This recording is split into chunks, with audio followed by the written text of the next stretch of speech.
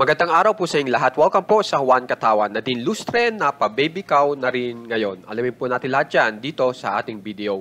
Bali po si Nadine Lustre ay may bago pong post at ito nga po, itong larawan na ito. At yung gumawa po noong nitong suot niya ay ang mission daw po ay ito. Our mission is to empower people worldwide to be confident, ambitious, and unstoppable.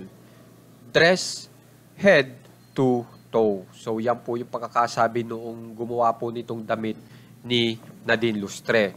So ngayon, dito naman po tayo sa talagang balita na kung saan ito nga po yung bagong ipinost ni Nadine at ito na po yung sinasabing baby cow. Okay? Na itong baby cow na ito ay talagang balitang-balita na po ngayon na makikita nyo, nakatakas nga po at tumalon po sa dagat at napakahaba nga po ng nilakbay para lang mailigtas ang kanyang buhay.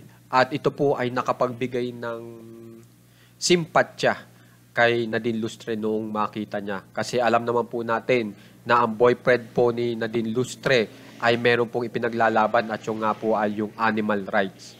At syempre, kaya talagang nahabag po dito si Nadine Lustre at kaya naman po nagbigay ng simpatya si Nadine Lustre po dito po sa baby cow na ito. Na maganda nga po, ang magandang balita po dito ay ang PETA po ay i-adapt na po siya. Okay? Na ilalagay po siya sa sanctuary itong baby cow na ito na nakikita po natin ngayon. Kaya napakagandang balita po yan para kina Nadine Lustre at saka sa kanyang boyfriend na si Barrio.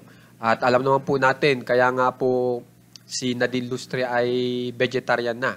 Kasi nga po, naging maawain na po talaga siya sa lahat ng hayop. Hindi lang po sa aso, hindi lang sa pusa, pati na rin po dito sa mga katulad po nitong mga cow. Di ba po ba? So guys, kung gusto nyo pong ma-update sa mga famous celebs ng Pinas, subscribe na po kayo sa ating channel na Juan Katawa. Maraming salamat po.